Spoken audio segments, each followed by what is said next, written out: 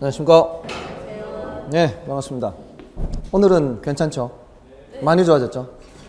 네, 거의 괜찮습니다, 이제. 자, 오늘 셋째 주고요. 지난주 이제 수요 공급을 했고, 오늘은 시장론, 경기 변동론, 그리고 이제 정책론까지 들어갑니다. 상당히 많은 내용을 하게 됩니다. 이게 사실 분량이 굉장히 많죠. 8주 만에 수업을 하는 것이 쉽지 않습니다.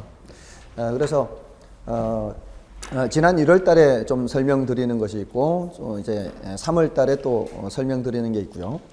중요한 거는 이제 계속 설명을 드립니다. 중요도에 따라서 이제 계속 설명드리는 것이 있고, 좀 생략해서 설명드리는 게 있습니다. 근데 조금 바쁘긴 하지만, 그래도 지난주에 했던 거를 또 간략하게 좀 살펴보겠습니다. 지난주에 했던 것이 수요 공급인데, 수요 공급에서 유량, 저량 구별하는 것이 있죠. 유량, 저량 구별하는 것 중요하다고 그랬죠. 이게 2년에 한 번 정도는 질문합니다. 유량은 일정 기간을 전제로 하고 저량은 일정 시점을 전제로 하는 개념이죠. 특히 이제 오늘 밴드에서도 질문했듯이 지금 현재 이런 말이 나오면 이게 저량 개념이에요, 유량 개념이요? 이건 저량 개념이죠. 지금 현재 1300만 채의 주택이 있다. 근데 그 중에서 100만 채가 공가다. 그러면 사람들이 입주해 있는 집이 1200만 채란 얘기죠. 지금 현재 들어가 있는 집이 1200만 채란 얘기죠. 둘 다 저량 개념이죠. 지금 현재 몇 채 집이 있다고요? 1300만 채의 집이 있다 그랬죠. 이것도 저량 개념. 1300만이 1200만 채도 저량 개념이죠. 근데 질문하기를 저량 공급량이냐 저량 수요량이냐 요걸 이제 구별을 해야 된단 말이에요. 지금 현재 있는 양은 뭐고요? 현재 있는 양은 수요량이에요, 공급량이에요? 현재 있는 양은 공급량이에요. 존재하는 양. 현재 존재하는 양은 공급량이고, 그리고 현재 입주해 있는 양, 요건 뭐예요? 수요량, 저량 수요량이에요. 그러니까 저량 공급량은 1300만 채, 저량 수요량은 1200만 채, 이렇게 되는 겁니다. 그렇게 해서 이제 유량, 저량. 지금은 이제 저량에 초점을 맞춰서 말씀을 드렸고요. 원칙적으로는 우리 유량을 전제로 측정한다 그랬죠. 그거 하고요. 그 다음에 수요량 변화, 수요 변화가 있죠. 수요량 변화는 그 재화의 가격이 변해서 수요하고자 하는 양이 변하는 것이고, 수요 변화는 그 재화의 가격이 외의 요인이 변해서 수요하고자 하는 양이 변하는 겁니다. 요거는 수요 곡선상의 점의 변화이고, 요것은 수요 곡선 자체의 이동이죠. 근데 이제 문제는 이제 왼쪽으로 이동하느냐, 오른쪽으로 이동하느냐, 여기 이제 관건이라 그랬죠. 근데 대부분은 쉽습니다. 인구가 증가한다 그러면은 오른쪽. 또 무슨 뭐 개발 호재가 터졌다, 정부 정책이 발생해서 발표를 해서 그러면은 오른쪽. 대체로 쉬운데 헷갈릴 수 있는 게 두 가지가 있다 그랬죠. 어디에서 있다 그랬어요? 소득이라는 녀석하고 관련재 가격이라는 녀석에서 두 가지가 헷갈리면 안 된다 그랬죠. 굉장히 중요합니다. 이거 여기서 틀릴 가능성이 상당히 높아요. 여기서 틀려버리면은 균형의 이동에서도 틀려버립니다. 자, 소득이 증가할 때 보통은 어떻게 해요? 보통은 수요가 증가죠. 이게 같은 방향이라 그랬죠. 근데 항상 이게 같은 방향이 아니라 그랬죠. 소득이 증가할 때 수요가 어떻게 될 수도 있다는 걸 조심하라고요. 수요가 반대로 이렇게 움직일 수 있다는 걸 조심하라 그랬죠. 이런 경우는 무슨 재화고요? 이런 경우는 정상재. 같은 방향일 때는 정상재, 반대 방향일 때는 열등재라 그랬죠. 자, 이걸 왜 반대 방향으로 기억하라 그랬어요? 이게 소득이 증가하는 경우만 있는 게 아니라 그랬죠. 소득이 감소할 수도 있잖아요. 소득이 감소할 때 정상재는 같은 이렇게 방향이고, 열등재는 반대 방향이라는 거죠. 이게 여기서도 이게 반대가 된다는 얘기입니다. 그죠? 그래서 같은 방향 반대 방향으로 기억하는 것이 요령입니다. 자, 그러면 이게 관련재 가격에서도 마찬가지. 관련재 가격이 올라갈 때 대상재와 수요가 증가하는 경우가 있고, 대상재와 수요가 감소하는 게 있다 그랬죠. 여기에서 같은 방향이면 무슨 재고요? 이때는 대체재라 그랬죠. 그래서 대체재 가격이 올라가면은 대상 부동산의 수요가 증가해서 오른쪽에 수요 곡선을 그려야 되고, 이게 관련재 가격, 예를 들어서 뭐 보완재 같은 거죠. 보완재의 가격이 올라갈 때는 이 말이죠. 보완재 가격이 올라갈 때는 대상부동산의 수요는 오히려 감소한다. 이렇게 보완재는 반대로 움직인다. 이렇게 기억하라 그랬죠. 이게 이제 조심해야 되는 겁니다. 아셨죠? 이게 확실하게 돼 있어야 돼요. 나중에 장난을 쳐요. 요거 가지고. 관련재 가격이 아니고요. 여기에 수요를 집어넣습니다. 수요를 집어넣으면은 다시 방향을 반대로 돌려야 돼요. 그러니까 대체재에서는 여기가 수요가 들어가면은 이게 반대가 되어버립니다.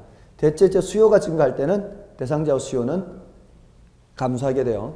그러니까 여기가 가격이라는 걸 꼭 기억해야 돼요. 그래서 늘 관련재 가격 이렇게 하는 거예요. 벌써 헷갈리는 하는 것 같아요. 헷갈리면은 그는 다시 지우고 관련재 가격만 확실하게 해놓으세요. 아시겠죠? 우리 시험에서 이게 출제가 안 되면은 별로 신경 안 써도 되는데, 이게 출제가 되기도 한단 말이에요.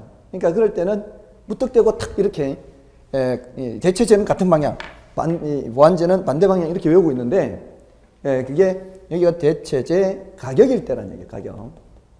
아시겠죠? 수요면 또 방향을 바꿔야 되니까 일단.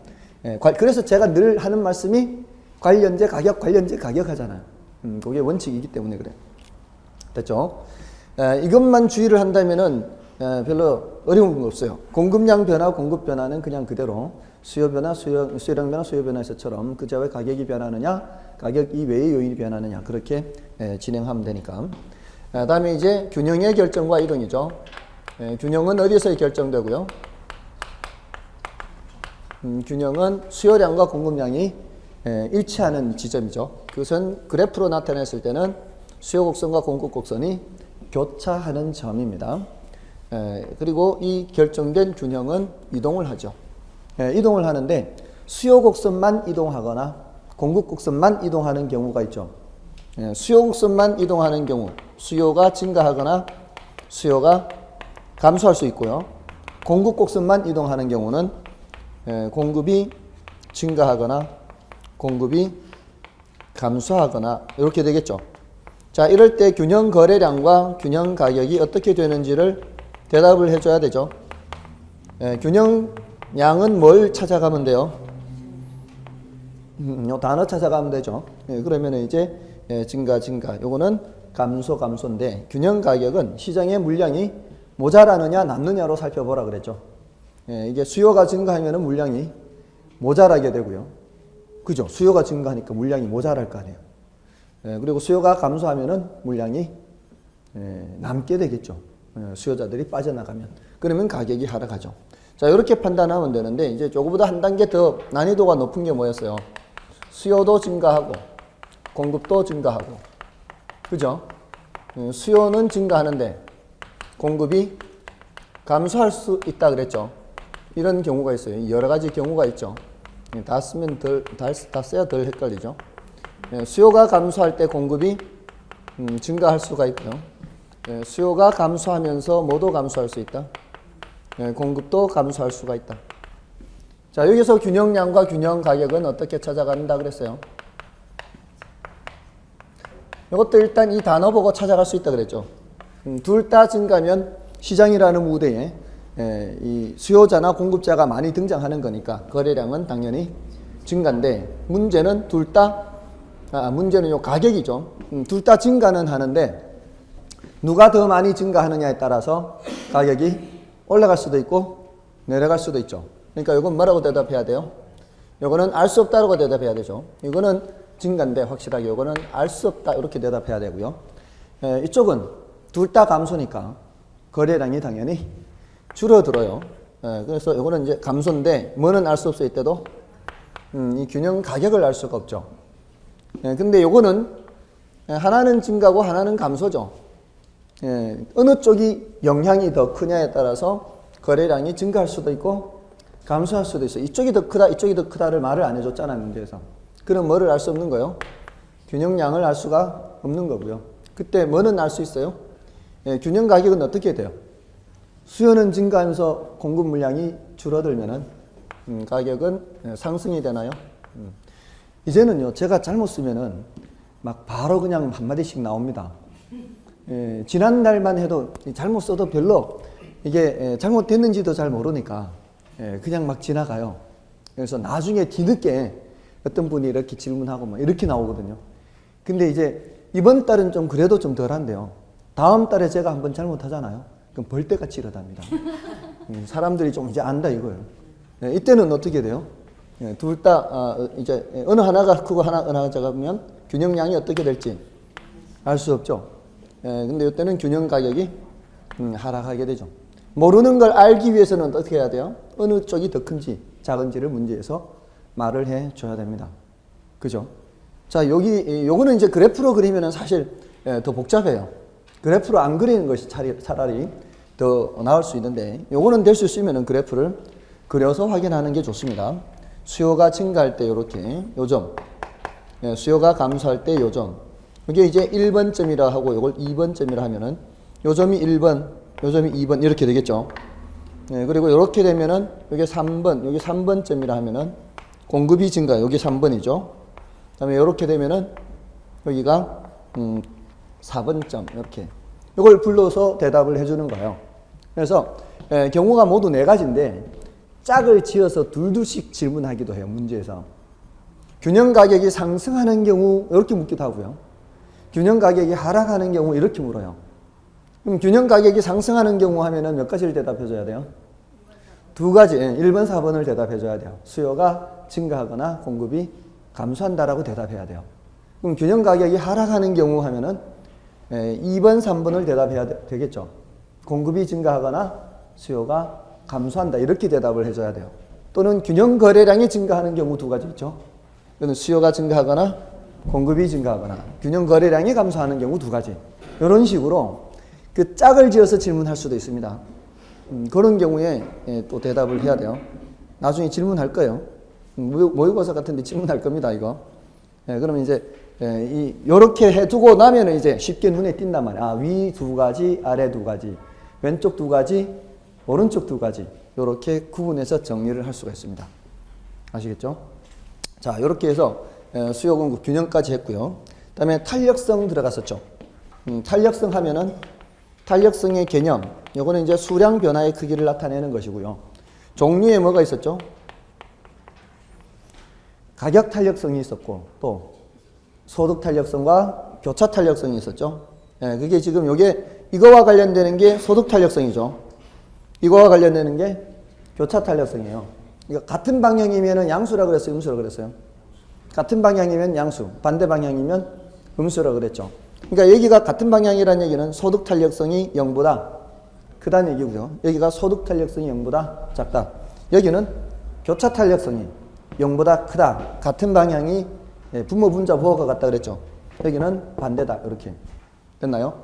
그러니까 이 소득 탄력성, 교차 탄력성 이 종류에서 나오는 얘기입니다.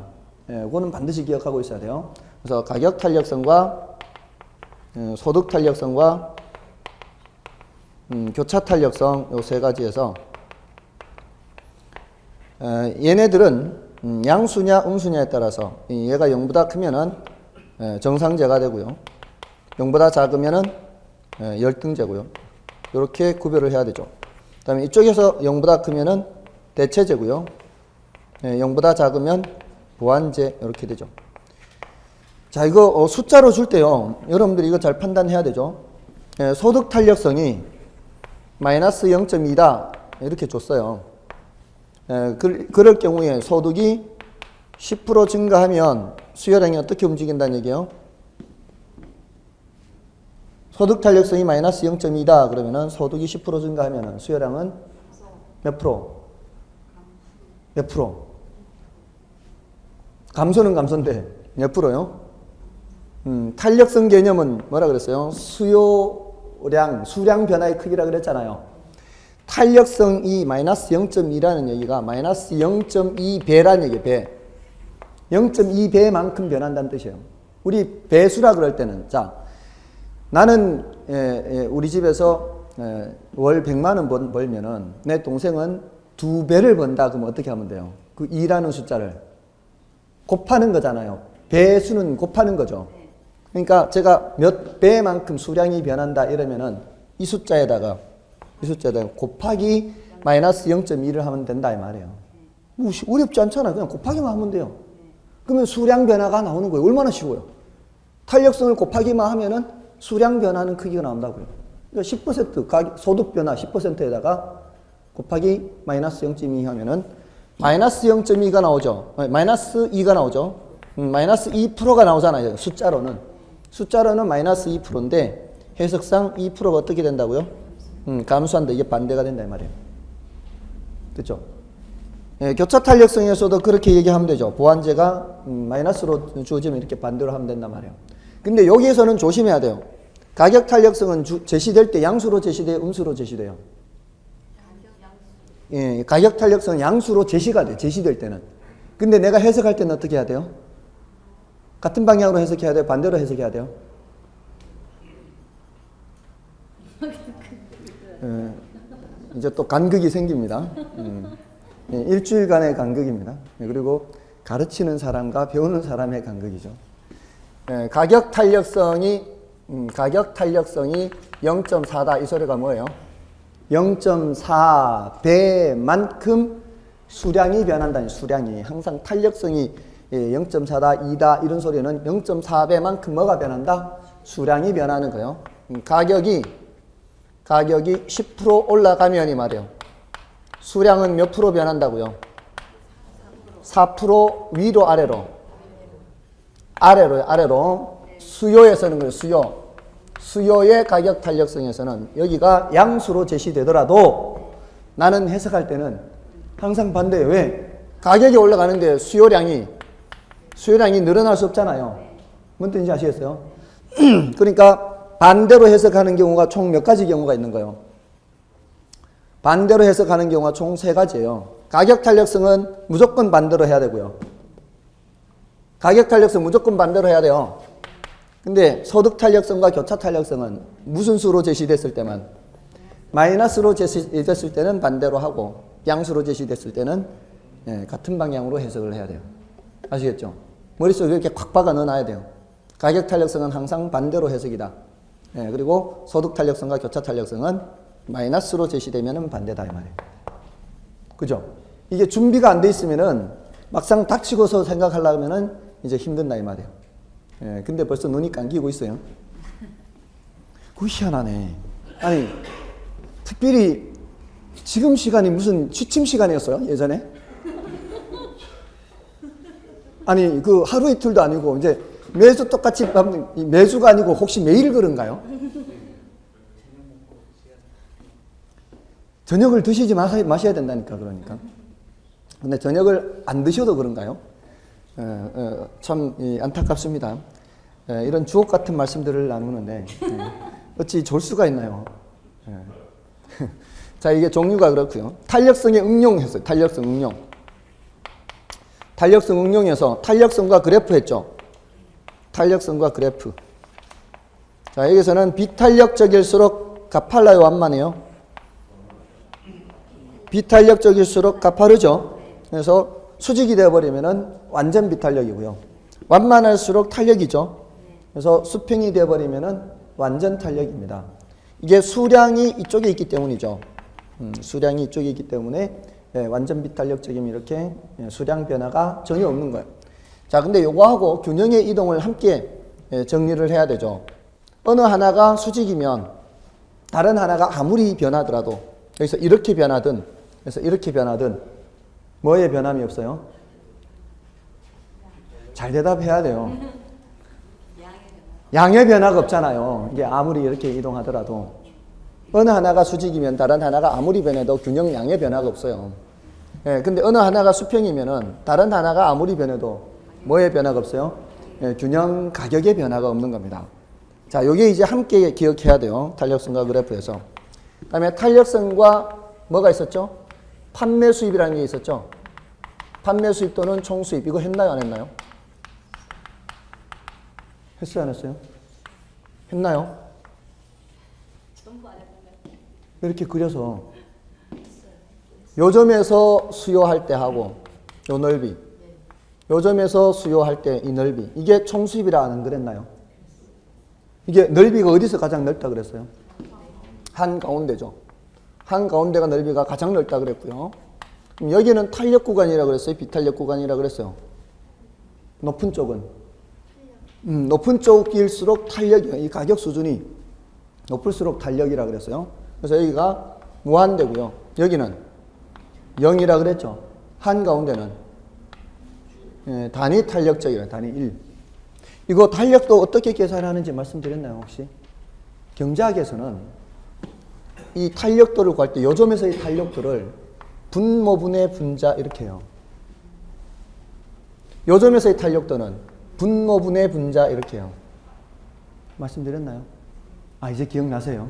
네. 한가운데면은 분모분의 분자 이렇게 하거든요. 한가운데는 분모 길이와 분자 길이가 같아요. 그러니까 탄력도가 1이에요. 이쪽으로 가면 갈수록 분모 길이가 길어지잖아요.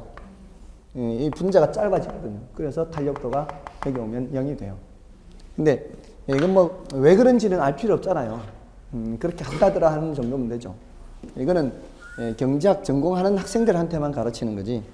이건 뭐 부동산학과 학생들한테도 잘 안 가르칩니다. 이런 거는. 어쨌든 그걸 알고 있으면 탄력적인 경우에는 어떻게 하는 것이 판매 수입을 증가시키고요.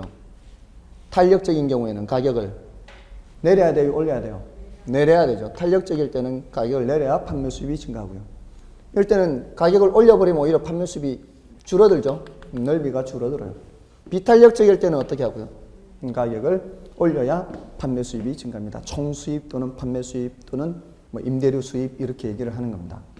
이 그림 생각하면은 탄력성과 판매 수입은 끝이에요. 게임 셋. 다른 거 더 이상 생각할 필요 없어요. 딱 끝이에요. 다만 탄력도가 이럴 때는 판매 수입의 변화가 없다라고 대답합니다. 순간 변화를 생각하기 때문에 가장 큰 상태에서는 순간적으로는 변화가 없다 이렇게 얘기해요. 가장 큰 상태에서 변화가 없는 겁니다. 그렇게 대답하면 되고요. 다음에 탄력성 크기 결정 요인 한 거 했었죠.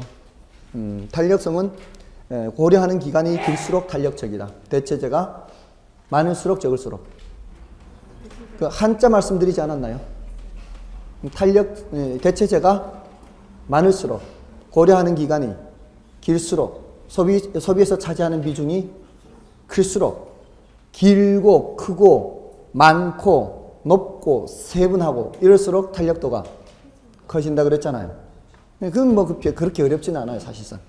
그리고 혹시 신수탄, 중공탄도 말씀드렸나요? 신수탄, 중공탄. 신수탄, 중공탄. 요거는 말씀 안 드렸나요? 신규주택은 수요가 더 탄력적이고 중고주택은 공급이 더 탄력적이다. 이렇게 됐나요? 말씀드린 것 같습니까? 요즘은 제가 예전하고 달라요. 예전에는 이렇게 막 녹화 같은 것도 잘 안 되고 이럴 때는 뭐 그런 거 말 안 했다고 할 수 없어요. 쪽수로 밀리기 때문에. 가르친 저는 하나밖에 없고 배운 여러분들 많고요. 근데 이제는 다 녹화가 돼 있기 때문에 아무 걱정 안 해요. 자, 이렇게 이런 내용들을 했습니다. 지난주에 했는 내용입니다. 됐나요? 자, 오늘은 시장론부터입니다. 자, 이 내용이 만만치가 않습니다. 근데 이제 시장론은 지난주에 좀 설명을 드린 부분이 있어서 오늘은 좀 중요도가 높은 부분 위주로만 좀 말씀을 드리겠습니다. 그 130쪽에 시장의 개념이라는 게 있죠. 요거는 그냥 참고로 봐두시는 정도예요. 중요도가 그렇게 높지는 않습니다. 현실의 시장이 구체적 시장 뭐 이런 얘기를 하는데 이 구체적 시장은 우리가 분석을 잘 하지 않습니다. 원칙은 추상적 시장이에요. 추상적 시장. 이건 사고자 하는 사람과 팔고자 하는 사람의 모임만 형성되면은 시장이라고 얘기를 합니다. 보통 우리가 말하는 시장은 전부 다 추상적 시장이라고 합니다. 제가 한 4, 5년 전인가요? 홍삼 시장의 규모가 그때 한 3천억 원 정도 됐을 때 그 벌써 5, 6년 넘은 것 같습니다. 7년, 8년 된 것 같습니다. 신문 기사를 읽었는데 앞으로 홍삼 시장의 규모가 1조 원이 넘어설 것이다 라는 얘기를 이제 봤거든요. 근데요, 그 이후로 정말 홍삼 가게가 엄청 들어섰어요. 제가 그 수업할 때 그 얘기만 했을 때만 해도 별로 가격이 없었거든요. 그 기사를 봤을 때 벌써 차렸어야 되는데 그리고 빨리 얼른 치고 빠져야 되죠. 한 3년간 하다가. 근데 지금 정말로 이렇게 커질 줄 어떻게 알았어요? 그게, 아니, 3천억 원 할 때 당시에 1조가 넘는다 그러면요. 3배잖아요. 성장률이 300%잖아요. 그죠? 200%가 넘잖아요. 이 성장률이 200%가 불과 몇 년 사이다. 불과 한 3, 4년 사이. 그러니까 매출이 기하급수적으로 늘어나는 거죠. 그런 홍삼, 지금 뭔 얘기 하려고 하는가 하면, 제가 말한 지금 홍삼 시장이라는 게, 추상적 시장을 말하는 거예요. 다 그런 게. 지금 우리나라 부동산 시장이 지금 오랫동안 지금 바닥을 기고 있잖아요. 지금 방금 말씀드린 우리나라 부동산 시장 이런 것도 다 무슨 시장? 추상적 시장이라는 얘기입니다. 원칙적으로는 추상적 시장을 얘기한다. 이런 거예요. 자, 다만 이제, 오른쪽에 참고 박스를 보세요. 131쪽에. 부동산 시장은 정의하는 견해에 따라 구체성과 추상성을 동시에 고려할 수 있다는 거예요. 그래서 원칙은 부동산 시장에서도 추상적 시장입니다. 그죠? 근데 니은의 구체적 시장 보세요. 이렇게 표현할 수도 있어요. 그 두 번째 줄 보세요. 두 번째. 따라서 하고 있죠. 부동산 시장은 양, 질, 위치 등의 여러 측면에서 유사한 부동산에 대해 그 가격이 균등해지는 경향이 있는 지리적 구역이라고 정의하는 경우 이는 부동산의 구체적 시장을 말해요. 그러니까 부동산 시장에서 구체적 시장이라고 얘기할 때는 남대문 시장, 동대문 시장 이런 시장을 말하는 게 아니라 어떤 식으로 얘기하는 거예요? 지리적 구역 이렇게. 그러니까 그 예를 들어 놓으면 되죠. 강남 3구 이렇게 얘기할 때. 강남 3구 이렇게 할 때는 구체적 시장의 성격을 얘기하는 겁니다. 그다음에 시장의 유형에서는 그 괄호 1번의 완전 경쟁 시장과 괄호 2번의 불완전 경쟁 시장이 있죠. 그 괄호 1번은 완전 경쟁 시장은 현실에 존재하는 시장이다, 그렇지 않은 시장이다? 존재하지 않는. 완전 경쟁 시장은 현실적으로 존재하지 않는 시장입니다. 반가로 2번에 완전 경쟁 시장의 성립 조건 하는 게 있죠. 이 조건을 다 달성시키는 시장은 현실적으로 없다는 겁니다. 그렇지만 우리가 이런 분석을 할 때, 이런 수요 공급 곡선을 그리잖아요. 이런 수요 공급 곡선을 그리는 것은 완전 경쟁 시장을 전제로 해요. 일단은 완전 경쟁 시장을 전제로 해서 분석합니다. 일단은 그렇게 분석을 합니다. 그렇지만 이것이 현실 시장을 어느 정도는 설명한다라고 얘기해요. 완벽하게는 설명 못해도. 이런 거를 뭐라고 생각하면 되는가 하면은 완전 경쟁 시장을 모형이라고 생각하세요. 모형. 여러분들 모형 아시죠? 네. 비행기 모형 들어보셨죠? 보셨죠? 이렇게 비행기, 장난감 모형들 있잖아요. 그리고, 자동차 충돌 실험할 때, 그 안에, 자동차는 진짜 자동차지만, 그 안에 뭐를 집어넣어요? 진짜 사람을 집어넣어서 충돌시켜서 죽으면 꺼내고, 이렇게 안 하죠? 인체 모양. 갑자기 무서워요? 아니, 분명히 산 사람을 집어넣지는 않잖아요. 마네킹을 집어넣잖아요. 근데도 그 결과를 누구한테 적용을 해요? 사람한테 적용하잖아요. 사람이 들어가면은 어느 정도 충격에 머리가 부러질 것이다. 머리가 깨질 것이다. 어느 정도 충격에 팔이 부러질 것이다. 각 이 센서를 다 해가지고 하잖아요. 사람은 아니지만 그래도 모형이지만 어느 정도는 적용할 수 있잖아요. 그거하고 똑같아요. 이 완전 경쟁 시장을 모형이라고 생각하시면 돼요. 자, 여기서 우리 수요가 증가하면 어떻게 돼요? 수요가 증가하면은 가격이 올라가잖아요. 그리고 거래량 증가하잖아요. 이거는 모형이잖아요, 모형. 근데 현실적으로도 그럴 것이다 추측할 수 있잖아요. 그 정도로 도움은 된다, 이런 뜻이에요. 도움은 된다. 현실은 다 어떤 시장이에요? 불안정 경쟁 시장이에요. 현실은 불안정 경쟁 시장이어서 이걸로 완벽하게 설명할 수 있을까요, 없을까요? 이걸로 완벽하게 설명 못해요. 그렇지만 어느 정도는 설명한다, 이렇게 되는 겁니다. 아셨죠? 그런 의미에서 완전 경쟁 시장도 조금은 봐두는 거예요. 자, 넘어가시면은 현실의 시장은 전부 다 괄호 2번의 불완전 경쟁 시장이다. 그리고 특히 문제가 되는 거는 독점이나 과점이에요. 우리 현실에 많은 시장이 이제 반가로 3번의 독점적 경쟁 시장이거든요. 근데 특히 이제 뒤에 오늘 이제 정책론에서 문제가 되는 시장이 독점 시장과 과점 시장이에요. 그게 좀 문제가 되고요. 독점적 경쟁 시장은 뭐 그렇게 크게 문제가 되는 것은 아닙니다. 다만 현실은 모두 다 무슨 시장이다? 불안전 경쟁 시장이다. 당연히 부동산 시장도 불안전 경쟁 시장입니다. 자, 이제 부동산 시장으로 넘어가셔서요. 그 부동산 시장의 개념은 이제 조금 전에 말씀드린 거 살펴보시면 되고요. 그 밑에 부동산 시장의 분류는 별로 중요하지 않아요. 다만 반가로 2번에, 괄호 1번에 반가로 2번에 부분 시장이라는 개념이 있다는 거, 이것만 체크하시고요. 별로 중요하진 않습니다. 그 페이지는. 133페이지까지도 별로 중요한 건 없어요. 넘어가면 이제 134쪽에 부동산 시장의 특성. 자, 여기서부터 이제 좀 체크를 해야 돼요. 부동산 시장의 특성에서는 특히 괄호 3번과 괄호 4번을 주의하셔야 돼요. 부동산 시장의 특성. 부동산 시장의 특성으로 바로 넘어가십시오. 다른 거 뭐 별로 볼 것이 없어서 넘어가는 거예요. 그런 거는 그냥 중요도 낮다 하고 그냥 지나가면 되는 거예요. 근데 괄호 134쪽에 부동산 시장의 특성 찾으셨어요? 네. 거기에서 괄호 3번하고 뭐요? 괄호 4번. 요거는 중요하다고요. 그거는 괄호 3번과 괄호 4번은 부동산 시장의 특성에서 중요합니다. 요거는 이렇게 정리할 수도 있어요. 과장국수 비비자 이렇게. 과장국수 비비자. 뭐 누구 국수를 비비든 말든 일단 국수가 중요해요. 국수.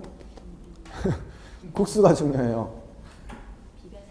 비가 세 개. 비가. 비비자. 과는 과다한 법적 제한이에요. 근데 이제 비비긴 비비는데 어떤 걸 비비는지를 알아야죠. 내용을 알아야 돼요. 과다한 법적 제한이에요. 법적 제한이 많습니다. 다른 재화에 비해서 법적 제한이 많아요. 그죠? 이런 재화 있잖아요. 이런 일반 재화보다는 부동산은 법적 제한이 많습니다. 이거는 이제 사회성, 공공성 이런 성질 때문에 그래요. 다른 재화보다는 사회성, 공공성이 조금은 있는 편이에요. 물론 사회성, 공공성이 큰 건 아니에요. 다른 재화에 비해서 그렇다는 얘기입니다.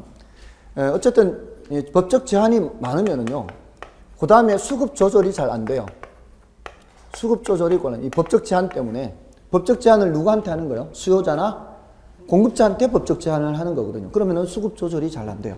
이쪽으로 연결이 돼요. 얘는 법적 제한이 잘 안 되는 거는 이쪽으로 수급 조절이 곤란한 쪽으로 연결이 돼요.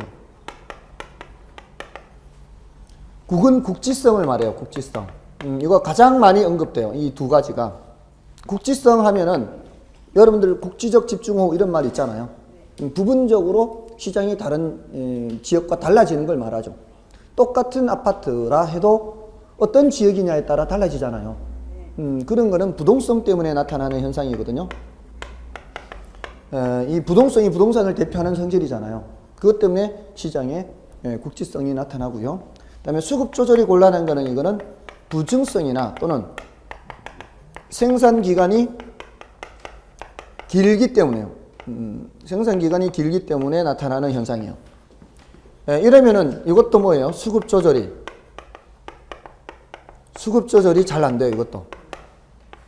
그러니까 결국 이게 이제 요것 때문에 수급 조절이 잘 안 되는 거잖아요. 요것 때문에 이제 수급 조절이 잘 안 되는데 어쨌든 결국은 법적 제한이 많다거나 뭐 이런 것들 때문에 수급 조절이 곤란하면은 나타나는 현상이 뭔가 하면은 가격 왜곡 현상이 나타나요. 가격 왜곡 현상은 그 감정평가 시간에 이거 말씀드린 적 있어요. 가치와 가격 비교할 때 가치는 장래 기대되는 편익의 현재 값 이렇게 하고요. 가격은 실제로 지불된 값 또는 지불되는 값 이렇게 했죠.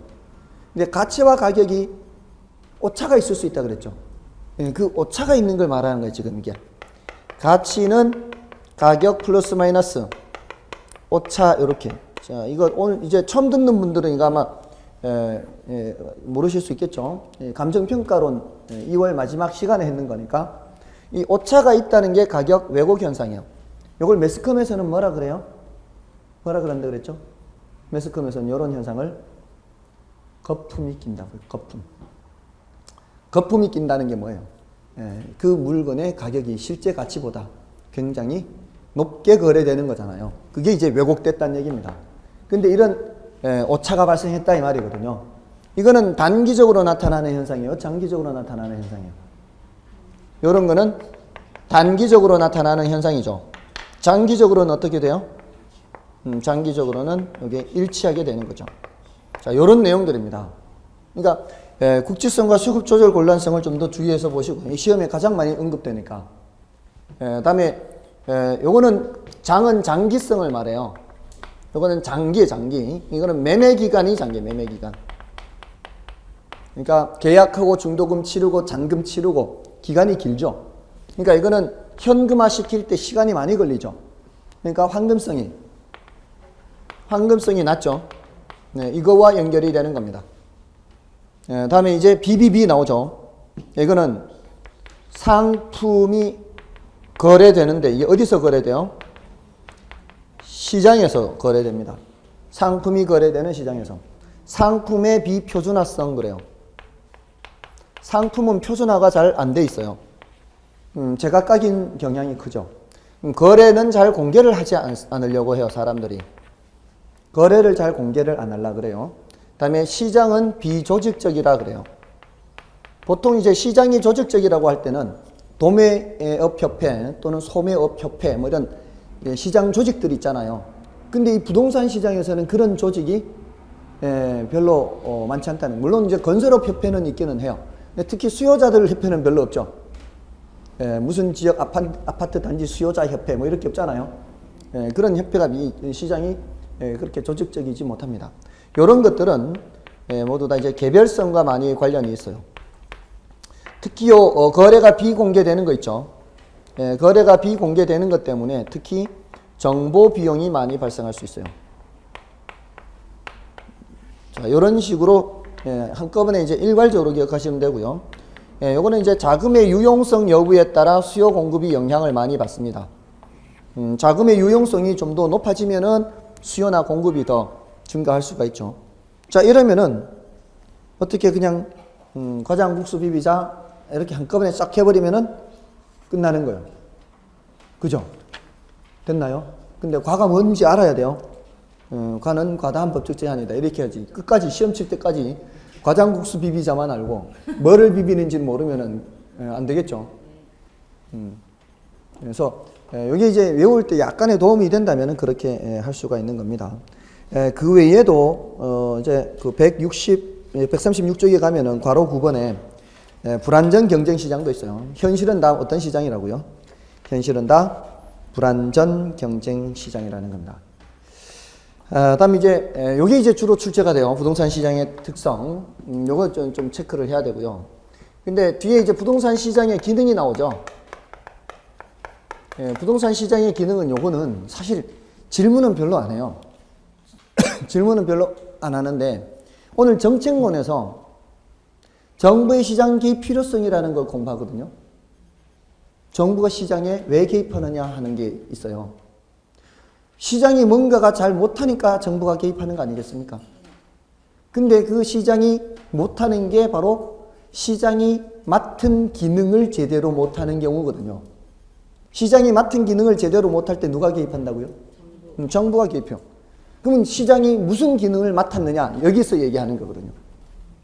자본주의 사회에서는 시장이 자원 배분 기능을 맡고 있어요. 여기 이제 굉장히 중요한 기능이에요. 사실 경제학에서는. 근데 우리 시험에서는 많이 묻지 않아요. 왜냐하면 우리는 경제학이 아니니까. 경제학에서는 굉장히 중요하거든요. 근데 우리 시험에서는 뒤에 시장 실패를 이해하는데 도움이 된단 말이에요, 이거를. 그래서 좀 설명을 드리는 거고요. 그 다음에 부동산 시장에서 독특하게 하는 얘기가 있어요. 그게 가격 창조 기능이에요. 경제학에서는 얘기하지 않는 독특한 기능이 있어요. 그러니까 요 두 가지는 따로 좀 기억을 해둘 필요가 있어요. 근데 교환 기능, 이런 부차적인 기능이 있거든요. 자, 이거는요, 사실은 여러분들 초등학교 한 4학년, 5학년 사회책 봐도 나와요. 시장에서 뭐가 이루어지는 거예요? 교환이 이루어지잖아요. 돈과 물건이 교환되고, 또 옛날 돈이 화폐가 개발되기 전에는 물물교환, 이게 다 어디서 이루어지는 거예요? 시장에서 이루어지는 거죠. 그런 거니까 이건 뭐 별로 그렇게 크게 어려운 건 아니고요. 자, 근데 요거 정보 제공 기능 이런 것들이 있어요. 부차적인 기능이에요. 다 양과 질을 조절한다. 또는 뭐 조정한다 이런 것들이 있는데 여기서 말하는 이 정보는 제일 중요한 정보가 뭔지 아세요? 제일 중요한 정보가 가격 정보예요. 가격. 네, 가장 중요한 건 가격 정보예요. 여러분들 시장에서 가격 정보를 제공합니다. 시장에서. 근데 그거를 보통 우리가 발품 팔아가면서 아는 경우도 있지만 이제 부동산 시장 같은 경우에는 지역별로 좀 다르기도 하기 때문에 근데 보통 지금 현재 매스컴이 발달된 이 현대에서는 다 어디서 알려줘요? 뉴스에서 알려요. 뉴스에서. 여러분들 뉴스 보시면은 경제 뉴스의 90%가 아마 가격 정보일 겁니다. 90%가. 국제 유가가 어떻다 이런 얘기 나오죠. 가격이거든요. 또 전세가가 어떻다. 가격이잖아요. 월세가 어떻다. 그리고 금리가 어떻다 나오죠. 금리도 가격이거든요. 금리는 자금 시장에서의 가격이에요. 자금의 수요자들이 많아지면은 이자율이 높아져요. 수요자들이 많으면 이자율이 높아요. 이자율이 가격입니다. 노동시장에서는 가격을 임금이라 그래요. 외환시장에서는 가격을 뭐라 그래요? 환율이라 그래요. 이게 다 뭐예요? 가격입니다. 우리가 가격이라는 말을 명시적으로 안 써서 그렇지 이렇게 독특하게 가격이라는 말을 독특하게 부르는 시장이 이렇게 5가지가 있어요. 그 5가지가 노동시장에서는 가격을 임금이라고 부르고요. 자본시장에서는 가격을 이자율이라고 부르고요. 또 임대시장에서는 가격을 임대료라고 불러요. 임대시장 중에서도 특히 토지 임대시장에서는 임대료를 지대라 그래요. 민법에서는 지료라 그러죠. 민법에서는 지료라고 하지만 우리 결혼에서는 뭐 지대다 또는 임대료다 이렇게도 관계가 없는 거죠. 그리고 우리 부동산학과는 관계가 없는 시장이 바로 외환시장, 환율. 요 5가지는 가격이란 이름만 안 붙어 있지 실제로는 가격이란 뜻이에요. 그러니까 넓은 의미의 가격에 다 들어가는 거예요. 그러니까 이 가격 정보예요. 가격 정보. 가격 정보를 어디에서 제공한다고요? 시장에서 제공을 한다고요. 근데 이제 요놈들은 더 따로 잘 기억을 해 두고 계셔야 돼요. 요거는 이제 뒤에 정책론에서 이해를 하기 위해서 필요한 거고요. 요 가격 창조 기능은 이 부동산 시장에서 독특하게 얘기하니까 기억해야 되거든요. 무슨 얘기인가 하면은 먼저 가격 창조 기능을 말씀을 드리면은 이게 협상에 의해서 만들어진다는 뜻이거든요. 만들어진다. 창조가. 협상에 의해서 가격이 만들어지는데 이 협상하면 이제 사는 사람과 파는 사람이 있다는 얘기죠. 사는 사람은 처음에 사려고 할 때 될 수 있으면 가격을 낮게 지불하려고 하겠죠. 그러면은 팔 사람 없겠죠. 그러면 제한하는 가격을 점점 높이겠죠. 파는 사람은 처음에는 높게 팔려고 하겠죠. 근데 살 사람 없으면은 점점 제한하는 가격을 낮추겠죠. 그러면은 일정한 범위, 이 범위 내에서는 거래가 성립될 수 있어요. 여기서는 거래가 성립 안 돼, 이쪽에서는. 그죠? 근데 여기서는 성립될 수 있죠. 매수인이 최대로 지불하고자 하는 상한 가격하고 매도인이 지불하고자 하는, 매도인이 지불받고자 하는 하한 가격 이 사이에서 협상에 의해서 뭐가 결정될 수 있어요? 가격이 결정될 수 있죠.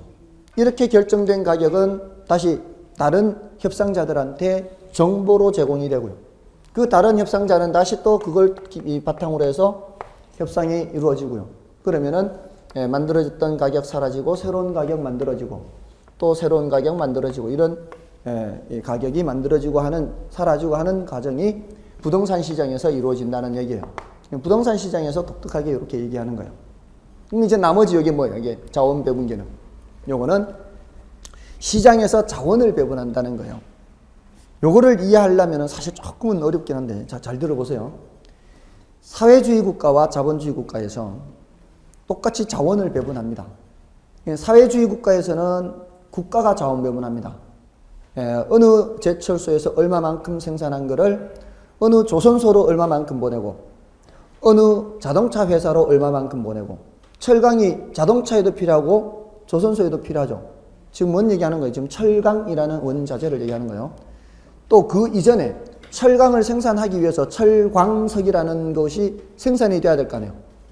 철광석을 생산하는 광산에서는 원자재를 생산하면은 어느 제철소로 얼마 보내고 또 어느 제철소로 얼마 보내고 이런 것들을 사회주의 국가에서는 다 누가 담당하고 있어요? 국가가, 정부가 합니다. 근데 자본주의 사회에서는 그걸 누가 해요? 민간이 한대요, 민간이. 정부가 시키지 않더라도요. 자, 그런데 그렇게 자본주의 사회에서는 민간에게 맡겨놔도요. 민간에게 맡겨놔도 자원이 효율적으로 배분된다는 사실입니다. 자원이. 왜냐하면은 뭐 그런 뭐 철강 이런 원자재도 있지만 곡물이라는 원자재도 있죠. 제가 지난 시간에는 이제 밀가루 얘기를 했죠.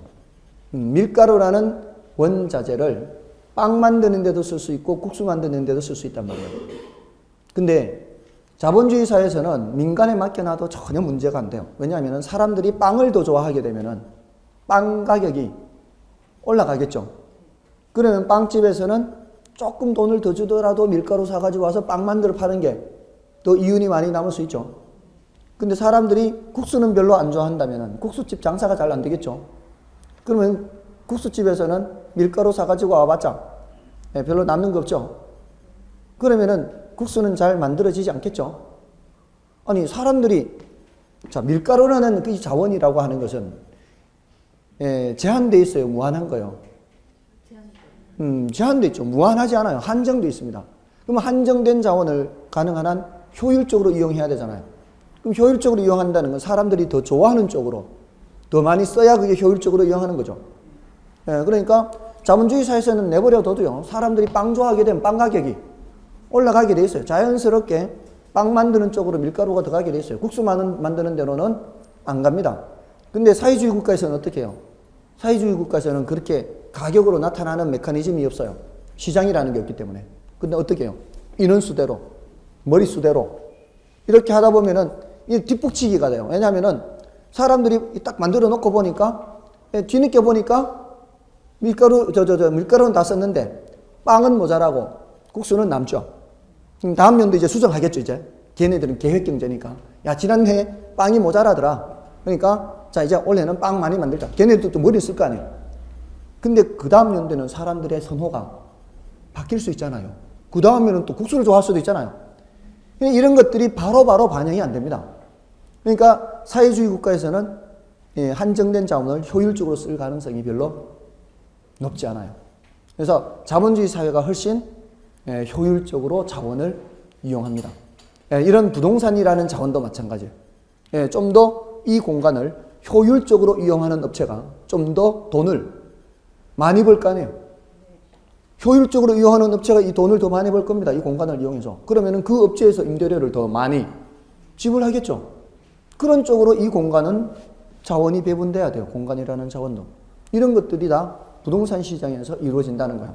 그러니까 이 자원 배분 기능, 여기 이제 시장에서 자본주의 사회에서는 굉장히 중요한 기능입니다. 그렇게 했을 때 자원이 효율적으로 배분된다라는 뜻이에요. 됐죠? 근데 이제 문제는 아무리 이 자본주의 사회라 해도 완벽하지는 않다는 거죠. 완벽하지는 않기 때문에 완벽한 정도로 효율적이지는 않다는 거죠. 그러니까 그럴 때는 누가 개입할 필요가 있다? 정부가 개입할 필요가 있다. 이게 이제 다음 시간에 이제 연결이 되는 내용입니다. 아셨죠? 자, 그래서 그 자원 및 공간 배분하고 가격 창조 기능 요 두 가지를 꼭 체크하시고요. 그다음에 이제 나머지 괄호 3번이나 4번, 5번은 이제 추가적으로 받으시면 돼요. 그다음에 138쪽 이제 효율적 시장 이론부터는 좀 쉬고 말씀을 드리겠습니다.